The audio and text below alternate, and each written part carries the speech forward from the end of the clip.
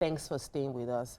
This is our Let's Talk segment, and today we're focusing on fresh funds being released by the government, federal government, for agriculture in the final quarter of 2025, aimed at boosting food security, helping ordinary farmers to thrive. But the big question are, do the farmers even know the funds exist?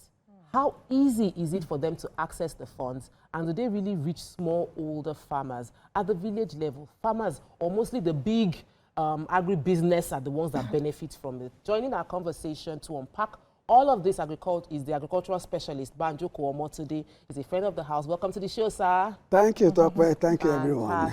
And you can join us to ask your questions by calling us on 020-1635-2012. Or you can drop your comments on YouTube or Twitter. We'll take it from there. Okay, so the question is, the funds were released. We read these things in the papers. We question how effective those funds are in getting to solve the problem of food security. What do you think about the disbursement so far of the funds that were released in the last quarter of 2025? Okay, I think when it comes to Nigeria, there are several terminology we have to understand. There's approval, there's disbursement, there's release, and all that. So like you also read in papers, most of them were approved, I would say.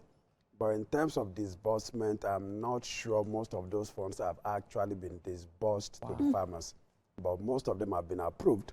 But the ones we could talk about, 3 or 4 in 2025.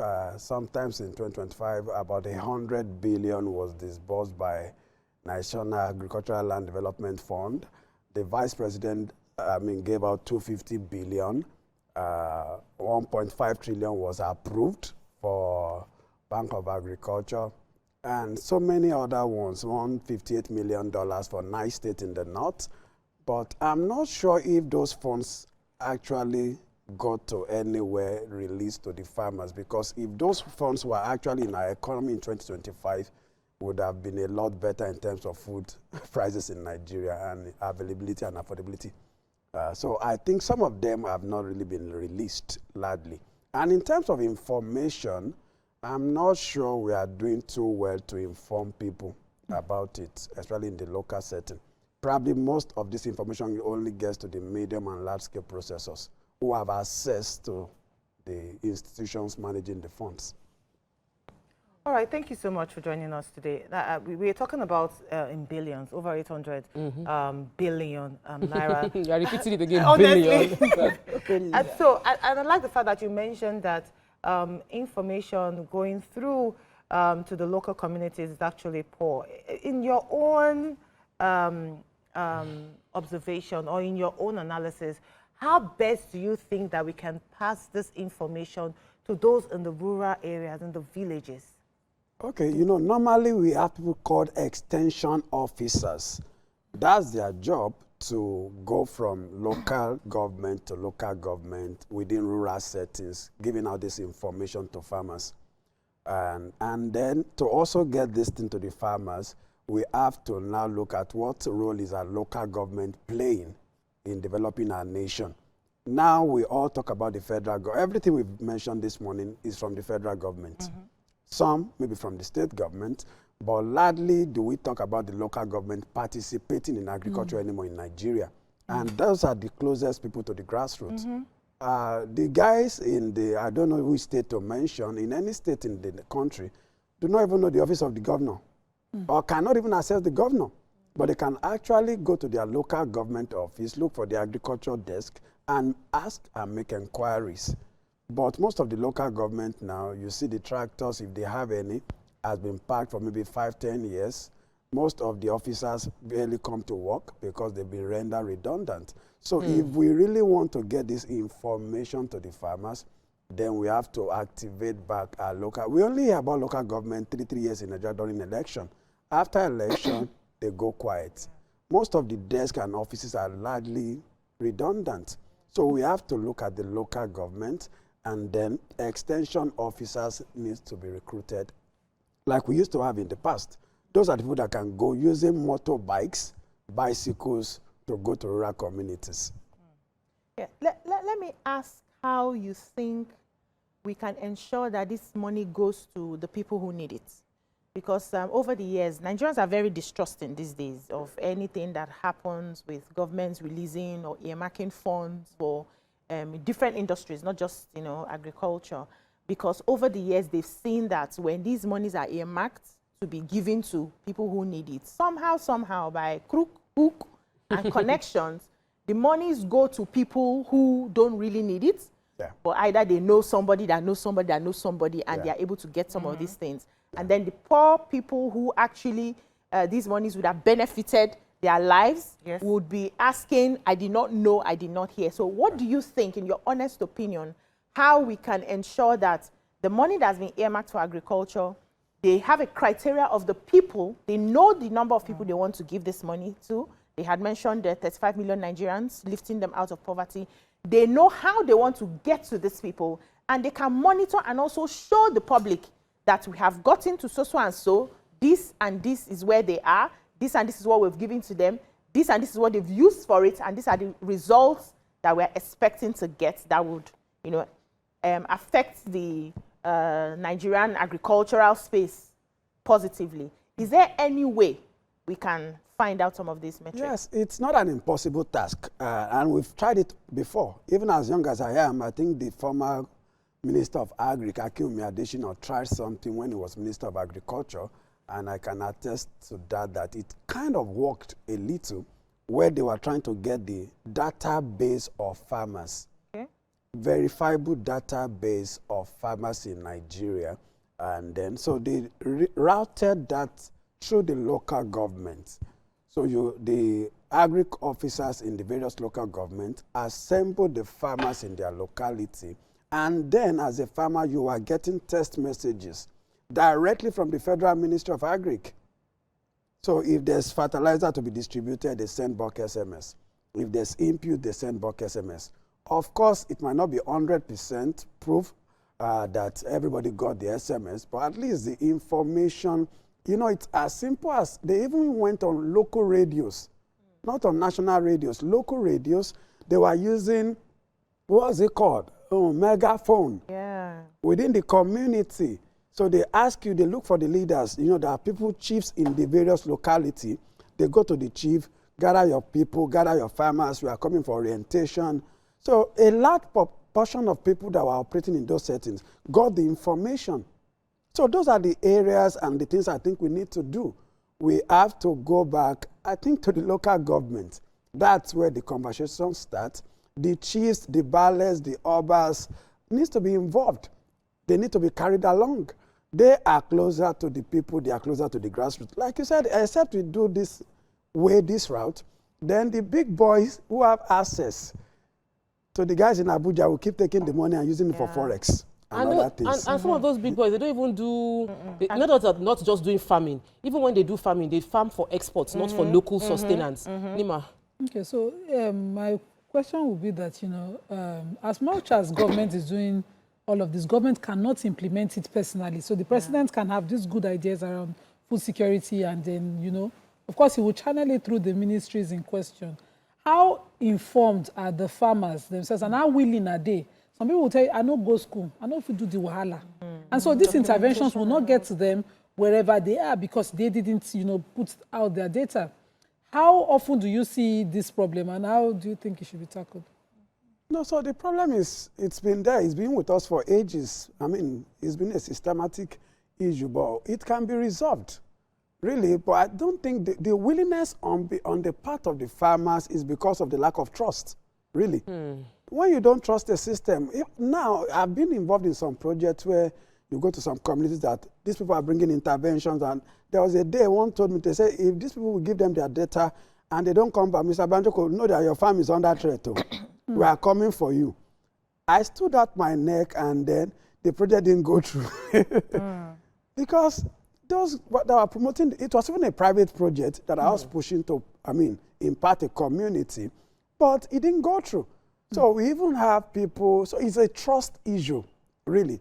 I don't think you tell any farmer you want to empower them and they'll say, I don't need your money or I don't need your input. I'm not sure anybody will tell you that in Nigeria as of today. But they just want to be sure, because we've seen instances here in Nigeria where people go to the local government, local areas, take the data of farmers, use the data to get funds out of some projects. They see their account being credited, and in less than a minute, the funds leave those accounts. So there's a major, and then after some time, the institutions go to the guys to say, you are owing us. It happened last year, 2 years ago. Wow. Bankers were now going after the farmers that we gave you 1 million, we gave you 800,000. These guys didn't use 1 kobo out of the money. So sad. it's a trust issue we are dealing with in Nigeria. So you need people that they trust to deal with them. And who do they trust? They trust their chiefs, they trust their obas, they trust the local government guys. So I'm not sure. And then we also have to look at something. I have not eaten. You are giving me an input of 1 million to go and plant. I'll probably take out of the rice you are giving me to plant to cook. In the house, we've also seen that happen in Nigeria. So if you are empowering people, if you are bringing up schemes, it has to be a total package. You must find out. I think some of my friends were involved in some projects that were funded by the US some years back. They were even interested to know, are you owing any loan? Do you have any bad debts? So that let's sort out anything. Before you give the money and you go and do it's debt you pay first. Yes, so if we take care of, okay, what do you need to survive in the next 1 year? What's your children's school fees? What's this one? They tried to give some mitigation in that regard so that there will be no diversion. If not, if you give me 10 bags of rice to plant and I've not eaten, the temptation to keep 2 bags or sell 1, sell 2. So we have to bridge the trust gap in Nigeria, and then we have to do proper evaluation of some of these schemes. Okay, so I know that when we talk about food sustainability, one key area that I feel is for us to reduce wastage and ensure that we are preserving our food properly. Currently, plantains are in season. It's a bit on the cheaper side. It's going out very soon. In 2 months' time, we'll be looking for plantain with binoculars. We have bananas in season. It's going out very soon. By March ending, we'll be buying bananas like ridiculous. Developed countries have found a way to ensure that all year round, regardless of when it is in season or not, fruits would always be available, food will always be available, tomatoes and peppers, things that are staples will be available. How is, do you feel like the Ministry of Agriculture is targeting this sustainability to ensure that it's not just a seasonal thing for us that we've been experiencing from time immemorial? And how can funds best target these issues? Okay, I think what I would say to that, because I've worked on the banana that you mentioned, I think 2014, I came up with a model and I gave it to the, I think, Bank of Industry then, that we should work on it together. But of course, legislation and other things, I had to abandon it to focus on other things that are of pressing concern to me.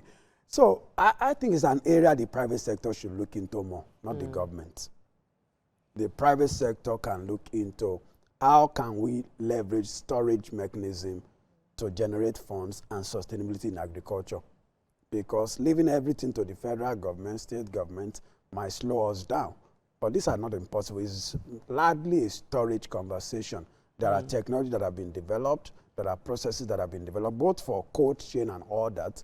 Anything, grain silos can be developed. Some people are already working on stuff like that all over the country. Lagos State is also doing something like that. So I think the private sector should take advantage of this space more. They can run it sustainably than the government. Wow. Okay, yeah, you can. Okay, so I just wanted to ask, so how do you think, because in as much as we're saying, okay, it's good, let us disburse money into the agricultural sector for food sustainability, how do you think government can react or provide feedback for farmers when they are being exploited through this means? Because we've seen cases of, even with land, we've seen cases of, give me this amount of money from this one they're giving you, and then I'll give you that. So is there, do you think that government should, or is there an established feedback mechanism that can actually help farmers give their complaints when they are being exploited? Anonymous. To be very candid, I'm not aware of any formal channel through which a farmer in my village, I won't mention my village, will get a feedback to the ministry. I'm not aware of any. But I think the only place people who are a bit enlightened will leverage will probably be social media to probably pass some information. But in terms of a local farmer, and you know, one thing we must bear in mind is, even as at 2026, 80% of what we consume is still from the smallholder farmers. Of course. People who produce small quantity that have been aggregated and moved to the city. That's why you go to Shagamu in the evening, you see the trucks coming, the trailers coming. It's not from one farmer most times, it's aggregation. Yeah. So I'm not sure, as at this morning, there's any formal, of course they'll give a, I mean, what's it called? A website. An email, website. But I'm not sure, I'm not confident, to be very honest, if anybody is reading those mails or responding to those inquiries the way it should be. And then, how many of those local farmers can write email to send? Yeah. So what about, you know, the body of farmers, Agbeloba, I think, there are some bodies, associations cooperatives. Of your cooperative. What about, you know, having that and having a few educated one speak for the group? Yeah, so those are some of the mediums now that, I mean, the cooperatives, the bodies that some of us represent, we are able to push some of this conversation to the front burner. And we've been, of course, we have conversation, different meetings. I'm still having one next month, you know. I'm having another one Saturday. So we are pushing those ones to those on the funds in platforms and question? all that. You know, this 21 million today, for 800 billion interventions, how often do you as a body then follow up, you know, to call out and make sure that it reaches everybody? You know, it's based on whatever information we get. We interact with different government bodies because it's not just even one ministry. Wow. It's not just one ministry. At times you are dealing with, currently there's so many interministerial conversation in Nigeria now. So even when you see something being done in agriculture, it does not mean it's just by the Ministry of Agriculture. Some is by the Ministry of Trade. Some is currently even by the Ministry of Finance. I'm telling you, some by MOFI. So you have to deal with different government parastatals to be able to get what is going on and the status of those projects. Have you come across any case whereby money was earmarked and publicly announced like this and it didn't get far, it didn't get anywhere, and you had to start asking questions? Oh. Or you just ignore and move on? Oh, of course, several cases of such where money was earmarked and probably the diversion is massive. That's on a regular basis. That happens on a regular basis. But who steps in? Does anybody step in to handle it to ensure that you people get the money that they have promised? Because now we have heard that so and so amount. I know you started at the beginning by saying that what they declare is different from what is disbursed. No, we so need to money can be know. approved, but it is not disbursed. No. So it is what is disbursed we can trace. Yes. What this money we just mentioned now, it was approval they announced, not disbursement. But I wanted to ask about transportation. So I just came back from Akure, and while I was driving, I saw a lot of commuter buses that are carrying people. But then you see the back is loaded with like tomatoes and all of that, peppers. And then, yes, then it is the process of transportation. Obviously, from the way it is packaged, you know half of it is going to get rotten or not even make it to the market in the first place. We also know that this puts pressure on the cost. Do you think that, and I know you will say private sector, but really, I'm not going to put my money. You know my story about yams, and you know I said I'm not doing again. So I've consulted with you, and I have told you I'm not doing again. I have put money, it did not work. So private sector might not be able to help us with transportation because the settlements are plenty. Do you believe it might help if, like what we did with Lake Rice, where it was the government that brings in the rice, so they're not settling people along the road. Okay. If Lagos State is buying the tomatoes and stuff from where it's coming from, maybe from the middle belt, they will not settle road. Those agents on the road. All those road blocks. Yeah. And then we can get those things to Lagos or to the major cities, the Port Harcourt, the Abuja, at a reasonable rate that is not inflated. Don't you think that would also help with the food sustainability we're trying to achieve? Of course, we cannot leave logistics out of our conversation when we talk about agriculture. It's a key role, or it plays a key role. And one of the things while discussing with the train, ministry, road transport and all that, sometimes in a conversation at Lagos Chamber last year, is the fact that now we have to start using train to move product from one part of the country to another. Because with train, you can move volumes, though it might still be a bit longer than what we are used to, but if we have them moved in volumes, and then we also have to start looking at our packaging, like you said, coming from Akure, and you are seeing the way the food is being packaged, you probably don't even feel like eating some of those food. I was driving some weeks back, I can't remember the exact location, and I saw somebody, I think it was at Aja, I saw them bringing out meat from the Lagos State truck, well preserved in the truck, and you can see the guys taking their own portion, moving across the road. I felt like packing with hand, carrying the meat. So, sorry, sir, because of time, I just want to quickly ask this question. So how do we measure success? Is it by hectares? Is it by the amount of what would your recommendation be for measuring success in like just 30 seconds? Okay, it will be by the price of food in the market and response from the local people. Thank you. Thank you so much. It's always good to have you, our agri-business expert, on the show to educate us on how to do this. Make food more affordable. That's what we can take on the show today. Thank you, ladies, for a very enlightening conversation. Until we see you tomorrow. Bye from now. Bye.